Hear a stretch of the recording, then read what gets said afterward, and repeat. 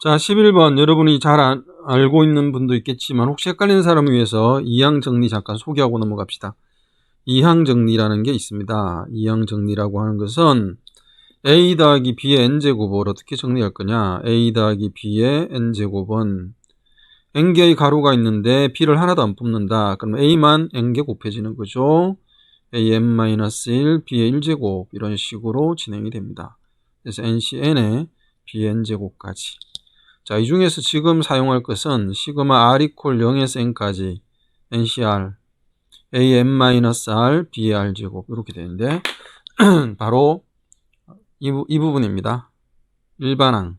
이것을 우리는 일반항이라고 부르고 이 조건을 해석해 보도록 합시다. 자, x가 a고 x분의 2가 b라고 생각하면 되겠죠. 이것의 전개식 중에서 일반항을 먼저 한번 써보면 이렇게 되겠습니다. 자, 일반항은 OCR X 이렇게 되겠죠. 여기 O-R, 여기는 R제곱, 여기가 X고 X분의 2입니다. 자, 숫자 계산을 해야 되겠죠. OCR 2의 R제곱이 앞으로 나오고 X의 O-R, 여기 X의 -R이니까 이렇게 되겠네요. 그래서 O-2R이 얼마가 되면 된다? 1이 되면 되겠다. X의 개수니까 차수가 1차입니다. 그래서 X는 얼마? R은 2R이 4니까 2가 되겠죠. 그래서 R 대신에 2를 대입하면 52 2의 제곱에 X의 O-2 곱하기 해서 이게 X 1차가 되고 얘는 10 곱하기 4 X 즉 40X가 됩니다. 얘를 찾는 게 아니고요. 40을 찾는 거죠. 개수는 45번이 되겠습니다. 12번 중복조합이죠. 자연수입니다. 자연수라고 하는 것은 x도 1 이상, y도 1 이상, z 1 이상. 자, 그런데 우리가 필요하는 것은 이 중복조합은 엄 아닌 정수일 때 사용을 하는 거죠. 잠깐만 이 부분도 한번 우리가 복습해 볼까요?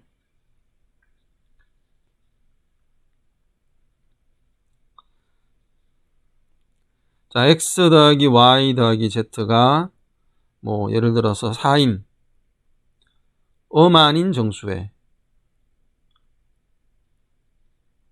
그러니까 이 x, y, z가 0을 포함한 정수, 자연수 뭐 이렇게 되는 거죠. 정수죠. 이럴 때 우리가 쓰는 게 3H4라고 하는 중복조합입니다. 3 플러스 4 마이너스 1 C4 이렇게 계산을 하죠. 그래서 7C4나 혹은 7C3으로 계산하면 되는 그런 구조입니다. 자, 그런데 이렇게 1 이상이 되게 되면 어떻게 바꾸면 되죠? 치환을 합니다. x를 a 더하기 1, a가 엄 아닌 정수에, y는 b 더하기 1, b가 엄 아닌 정수에, 자, 그 다음에 c 더하기 1, c가 엄 아닌 정수에, d 더하기 1, d가 엄 아닌 정수에, 변끼리 더하면 원래 질문인 x, y, z, w 대신에 a, b, c, d 더하기 4가 11이 되고, A의 개수가 결정되면 A, B, C, D의 순서 사용이 결정되면 자동으로 X, Y, Z, W도 결정되겠죠. 그래서 A 더하기 B 더하기 C 더하기 D가 얼마? 7인 엄 아닌 정수에, 그러니까 바로 중복조합을 쓸 수 있습니다. 4H7 이게 답입니다. 그러면 10C7이고 10C3입니다. 10, 9, 8, 3, 2, 1 약분이 되죠. 3 약분이 되고 4 120개가 정답이다. 5번. 자, 사인 법칙을 사용하는 문제인 것 같습니다. 자, 우리가 이렇게 원에 내접하는 삼각형이 하나 있다면 이 내접하는 삼각형에서 세 변과 세 각 사이의 관계식이 성립하겠죠. 그래서 그 관계식을 한번 이렇게 쓸 수 있겠습니다. 대략 뭐 이렇게 삼각형이 내접을 한다 치자. 그러면 자, 여기 조금 확장을 해야 될 것 같습니다. 이렇게 됐습니다.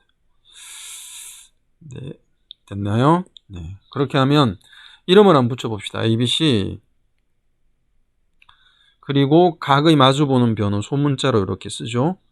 자, 그리고 외접원의 반지름은 보통은 라지알이라고 합니다.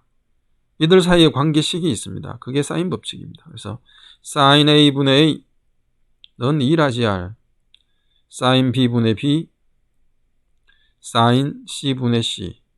이것이 사인 법칙이죠. 그걸 적용하겠습니다. 반지름의 길이가 4다. 그 말은 라지R이 4다.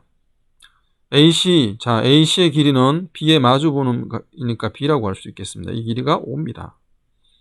따라서 이제 구하고자 하는 사인 세타분의 5는 2 라지R, 이 공식에 쓸 수 있겠죠.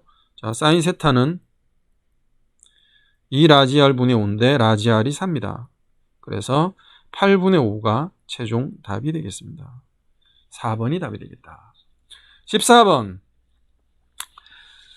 무한대 극한에서는 무한대분의 무한대의 값을 써야 되니까 이 첫 번째 식으로부터는 우리는 fx를 이렇게 추론할 수 있습니다. 3x제곱 더하기 ax 더하기 b. fx가 2차가 아니면 3이라는 값이 나올 수가 없습니다. 그래서 이것을 두 번째 식에 대입할 것입니다. 그래서 대입하면 리미터 x가 2에 가까이 갈 때 x제곱 마이너스 x 마이너스 2 분의 fx 자리에 3x제곱 더하기 ax 더하기 b를 사용합니다. 근데 분모가 0이 돼요. 그러니까 x가 2에 가까이 갈 때 여기 분모가 x-2 x 더하기 1 이렇게 인수분해가 되게 되어 있습니다. 그럼 분자도 자, 이 부분이 여러분이 사실 좀 재치 있게 풀어나가면 참 좋습니다. 분명히 0이 되지 않고서는 수렴하는 6이라는 값이 나올 수가 없습니다. 그러니까 이 상태를 그대로 가지고 f2가 0인가 보다.